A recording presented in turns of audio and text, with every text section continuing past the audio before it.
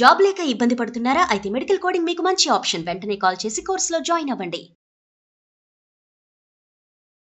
నమస్కారం సార్. నమస్తే సార్, ఒక రిలేషన్షిప్లోకి ఎంటర్ అయ్యే ముందు ఒక అమ్మాయి తెలుసుకోవాల్సిన విషయాలు ఏంటి సార్? ఆ రిలేషన్షిప్, ఆ జర్నీ అంత బాగుండాలి అంటే తను ఏం తెలుసుకోవాలి? మ్యారేజ్ రిలేషన్షిప్స్ గురించి మాట్లాడితే ఓకే, చాలా ఇంపార్టెంట్గా తెలుసుకోవాల్సిన ఒక 5-6 పాయింట్స్ ఉన్నాయి. నంబర్ 1 వచ్చేసి ఎమోషనల్ నీడ్స్. అబ్బాయి యొక్క ఎమోషనల్ కేపబిలిటీ ఇది తెలుసుకుని తీరాలి. చాలా మంది ఈ పాయింట్ నెగ్లెక్ట్ చేస్తారు. వాళ్ళకి డబ్బు ఉందా, ఆస్తుందా, హైట్ ఉన్నాడా, బాగున్నాడా, జుట్టు బాగుందా, ఇది చాలా తప్పు. ఎమోషనల్ నీడ్, బికాజ్ నేను ఎమోషనల్ థెరపిస్ట్ కాబట్టి అది చెప్తున్నాను కాదు. ఒక మనిషి సిచ్యువేషన్ వచ్చినప్పుడు ఎలా బిహేవ్ చేస్తాడు, that is a most important point. ఇది అందరు అమ్మాయిలు నేర్చుకోవాల్సిన స్కిల్. ఒక డేంజరస్ సిచ్యువేషన్ వస్తే, ఒక కోపమైన సిచ్యువేషన్ వస్తే, ఒక ఆయనకు అనుకున్నట్టుగా జరగని సిచ్యువేషన్ వస్తే ఎలా బిహేవ్ చేస్తున్నాడు, emotional growth of the person చాలా ఇంపార్టెంట్. ఎమోషనల్ ప్రిపేర్డ్నెస్ ఉందా లేదా, వెరీ ఇంపార్టెంట్. ఎందుకంటున్నానంటే ఏదైనా సందర్భం వస్తే వాడు అన్నిటి కోపం వచ్చేస్తుంది. బదులు కోపం కానీ మంచివాడండి, రాంగ్, నాన్ సెన్స్. ఎప్పుడు ఒప్పుకోద్దా పాయింట్. కోపము కానీ మంచివాడండి ఉండదు. నువ్వు ఆ కోపాన్ని ప్రతి సంవత్సరం, ప్రతిరోజు, ప్రతి నెల తట్టుకోలేవు. సో ప్రతిదానికి కోపం వచ్చేసి అన్నిటికీ ఇరిటేట్ అయిపోయి, రాంగ్, నాన్ సెన్స్. అలాంటి వాళ్ళు చాలా జాగ్రత్తగా. ఎమోషనల్గా కంట్రోల్ లేనివాడు, ఎమోషనల్ మృగం అంటాం మేము, ఎమోషనల్ యానిమల్, అలా ఉన్నవాడు వేస్ట్. ఓకే, అదొకటి బాగా తెలుసుకోవాలి. ఎమోషనల్లీ బాగున్నాడు, యు ఆర్ 90% త్రూ. ఓకే, ఏదైనా ప్రాబ్లం వస్తే ఫేస్ చేద్దాం, తట్టుకుందాం, ఏం కాదులే తీసుకుందాము అనేటట్టుగా ఒకటి. బయట కనడం కాదు, నిజంగా ఉండగలగాల క్వాలిటీ, అది అసెస్ చేయడం రావాలి. Okay, emotional. సెకండ్ వచ్చేసి ఫ్యామిలీ ట్రీ. మనకి ఎప్పుడు ఇటు 7 తరాలు అటు 7 తరాలు అని చెప్పారు. ఎందుకంటే ఒక మంచి ఫ్యామిలీ ఎన్వైర్న్మెంట్లో పెరిగిన వాడు జనరల్లీ బాగుంటాడు. జనరల్లీ 90% బాగుంటాడు. ఎందుకు మనము అలోన్గా ఉన్నవాళ్ళు బాగుండరా అని కాదు. చాలా మటుకు కొన్ని రిలేషన్స్ ఎలా ఉంటాయి, అలోన్గా ఉన్న వాళ్ళకి ఆర్ ఒక్కడే ఉన్న వాళ్ళకి రిలేషన్స్తో ఎలా ఉండాలో తెలియదు. ఒకవేళ ఫ్యామిలీ మంచి ఫ్యామిలీతో త్రూ అండ్ త్రూ కలిసి ఉంటే ఒక బంధముతో ఎలా ఉండాలి అని తెలుస్తుంది. ఎందుకంటున్నానంటే ఎనీ బంధం విల్ హ్యావ్ ఎ రూల్. కొన్ని గివ్ అండ్ టేక్ ఉంటాయి ఒక రిలేషన్షిప్లో. ఓకే, ఇది మంచి, ఓసారి కోపం ఉంటుంది, ఓసారి ఉండదు, ఓసారి హ్యాపీగా ఉంటామనే ఆ గివ్ అండ్ టేక్ బంధం ఉన్న వాళ్ళకే తెలుస్తుంది. సో ఫ్యామిలీ బాగుండేటట్టుగా చూసుకోవాలి. జాయింట్ అవసరం కానీ ఒక మంచి family, good family, where they have ఒక ఈవెంట్కి వెళ్తాము, ఓ పూజకు, టెంపుల్కి వెళ్తాము, ఎలా బిహేవ్ చేయాలో తెలుస్తాయి వాళ్ళకి. ఓకే, చాలా ఇంపార్టెంట్. థర్డ్ వచ్చేసి ఫైనాన్షియల్ ప్లానింగ్ లేకపోతే అలాంటి వాళ్ళు ఉన్నా మీకు చాలా ఇబ్బంది పడతారు. నిజంగా కూడా ఒక రిలేషన్షిప్లోకి వెళ్తున్నప్పుడు డబ్బు ఉందా లేదా కాదు, ఉన్న డబ్బుని ఎలా ఖర్చు పెడుతున్నారు. నాకు తెలిసిన ఒక ఫ్యామిలీ లేకపోయినా సరే పెళ్ళి అయితే బాగా జరగాలండి, మాకు పెళ్ళి బాగా జరగాలండి, పెళ్ళి ఏంటి బాగా జరగాలంటే పెద్ద పెద్ద ప్లేట్లు పెట్టాలి, పెద్ద పెద్ద స్వీట్లు పెట్టాలి, 30-40 రకాల వంటలు పెట్టాలి. ఎందుకు? నీ స్తోమత ఏంటి, నీకు దాంట్లో ఉన్నంత వరకు పెట్టు హాయిగా.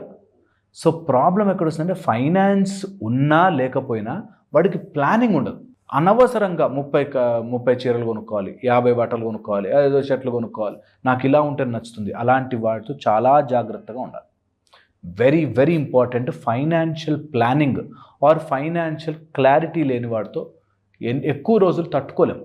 Okay, and fourth most important thing, హ్యాబిట్స్కి ఎప్పుడైనా తాగొచ్చులే, ఈ మధ్య తాగుడేం పెద్ద అలవాటు కాదులే, ఎప్పుడైనా, నో వే, నో ఛాన్స్. అలాంటిది గనక మీకు ఫస్ట్లో అలవాటు కాకపోతే, ఫస్ట్లో అది అర్థం చేసుకోలేకపోతే, దాని తర్వాత ఫ్యూచర్లో అది అన్కంట్రోల్డ్గా మారే ఛాన్స్ ఉంటుంది. ఒకవేళ మరీ తాగుబోతులు ఉందో చెడ్డవాళ్ళ అని ఆలోచిస్తే మాత్రం ఎంత కంట్రోల్ ఉంది అన్నది తెలుసుకోవాలి. Control of what they are doing. ఆ కంట్రోల్ తప్పిన రోజున మనిషి ఎంత జంతువులా మారతాడో అని తెలుస్తుంది. బికాజ్ మేము చూస్తాం, ఏ బంధమైనా తెగిపోయి నాశనం అయిపోతుందంటే వాడు పెద్ద అడిక్ట్ అయి ఉంటాడు ఏదో ఒక విషయంలో. అది it can be paan, it can be alcohol, it can be cigarette, drugs, or వాడి యాంగర్. వీటికి అడిక్ట్ అయిపోతాడు. సో అలా ఎనీ అడిక్టివ్ హ్యాబిట్స్ ఉన్నాయంటే చాలా జాగ్రత్తగా ఉండాలి. Okay, 5th and the most important, health. ఒక అబ్బాయి వాడి హెల్త్ గురించి పట్టించుకోలేదు అంటే, హెల్త్ కేర్ తీసుకోవట్లేదు అంటే, అలాంటి వాడు చాలా చాలా చాలా ఇబ్బంది పడతాడు. వాడిని జీవితాంతం తల మీద పెట్టుకుని చూసుకునే బరువు నీ మీదకి వస్తుంది. అందుకని ఎప్పుడైనా యాక్సిడెంట్ అవ్వడమో లేకపోతే ఏదైనా హెల్త్ ప్రాబ్లం రావడమో ఓకే, బట్ తెలిసి తాగేసో, తెలిసి తప్పుడు పని చేసో, తెలిసి హెల్త్ ప్రాబ్లం తెచ్చుకుంటే this no end to it. ఆ సఫరింగ్ చెప్పలేము.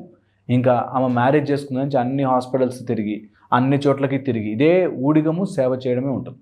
సో హెల్తీగా ఉన్న వాళ్ళని చేసుకోవాలి. ఎందుకంటే ఇద్దరూ సమానంగా బ్రతుకుతారు హ్యాపీగా. లేకపోతే ఎంతసేపు యు ఆర్ సర్వెంట్, ఒక నర్సు లాగా, ఒక సర్వెంట్ లాగా మారిపోతుంటారు. వీటితో పాటు ఎంత కుదిరితే అంత సోషల్ స్పిరిచువల్ డెవలప్మెంట్, ఇది ఎంత ఉన్నవాడు చాలా నీకు లైఫ్లో ఒక స్మూత్ వాక్ అవుతుంది. ఎప్పుడైతే ఈ స్పిరిచువల్ సోషల్ డెవలప్మెంట్ ఉండదో, సోషల్ డెవలప్మెంట్ అంటే నేనుంటున్న కాలనీలో నాకు 100 మంది శత్రువులు ఉన్నారనుకో, నేను మంచివాడిని కాదు, పక్కనోడు మంచోడు కాదు, ఎదురుండ మంచోడు కాదు, వాడు మంచోడు కాదు, అందరూ నువ్వు మంచోడు కాదు అన్నారు, నువ్వు మంచోడు కాదు. సో చాలా important that you are living in the social dynamics. Okay, 1 spiritual development చాలా చాలా ఇంపార్టెంట్. ఏదో ఒక భక్తి మార్గంలో, భక్తి ఎందుకు ఇంపార్టెంట్ అంటే వాడికి భయము భక్తి ఉన్నవాడంటే there is a discipline in their life.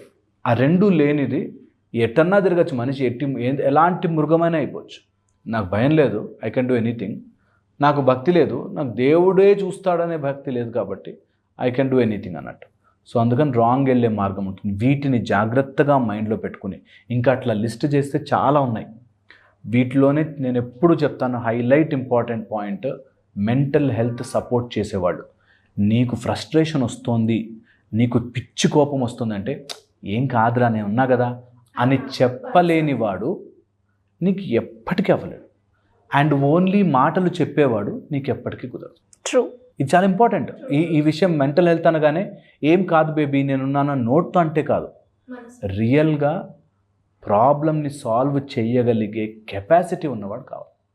అలాంటి వాడైతే నిజంగా ఈ పాయింట్స్ చూసుకోవాలి. ఏ అమ్మాయి అయినా సరే లిస్ట్ రాసుకుని 6-7 పాయింట్స్ ఇవి ఉన్నాయా, mostly they will be fine. Mostly అయినా కూడా కాంప్లికేషన్స్ వస్తే తట్టుకుని ధైర్యంగా ఫేస్ చేసి మార్చుకునే కెపాసిటీ ప్రతి అమ్మాయిలో ఉండాలి. అండ్ నాకు ఎప్పుడు నమ్మకం తెలుసా, ఒక ఉమెన్ బాగుంటే ఆ ఫ్యామిలీ, ఆ సొసైటీ అంతా బాగుంటుంది. ఉమెన్ హెల్తీగా ఉండాలి. So always make sure that me compatibility తీసుకుని తెలుసుకుని అలాంటి వాళ్ళని చూస్ చేసుకోవడం ఈజ్ అ రైట్ ఆప్షన్. లేదు మీరు ఆయన పట్టించుకోవట్లేదు, నాకు చూస్తే బాగుంటుంది. ఒక అమ్మాయి అన్ని క్వాలిటీస్ బాగున్నాయి, జుట్టు లేకపోతే వదిలేస్తుంది. జుట్టు ఉండాలండి, నాకు జుట్టు చిన్నప్పటి నుంచి నేను బట్ట తర్వాత ఊహించుకోలేనండి నా అందను. So these are simple things, వీటి వల్ల చాలా మిస్ అయిపోయిన వాళ్ళు ఉంటారు. సో అందుకని ఈ పాయింట్స్ ఎమోషనల్ హెల్త్ని, మెంటల్ హెల్త్ని, నీ మెంటల్ హెల్త్ సపోర్ట్ చేసే వాళ్ళని, health, finances, family life, social and spiritual development, ఇవి ఉంటే హోప్ఫుల్లీ వాళ్ళు బాగుంటారు. అమ్మాయిలందరూ కూడా అబ్బాయి బాగున్నాడా లేదా, హైట్గా ఉన్నాడా, నల్లగా ఉన్నాడా, తెల్లగా ఉన్నాడా అని కాకుండా మీరు చెప్పిన క్వాలిటీస్ ఏవైతే చూసుకుంటే, అంటే ఇప్పుడున్న సమాజంలో ఇలాంటివి చెక్ చేసుకొని కనుక ఒక రిలేషన్షిప్కి వెళ్తే చాలా బాగుంటుంది అనిపిస్తుంది. Thank you sir, thank you so much. Suman టీవీలో మీ పర్సనల్ అండ్ బిజినెస్ ప్రమోషన్స్ కోసం కింది నెంబర్కి కాంటాక్ట్ చేయండి.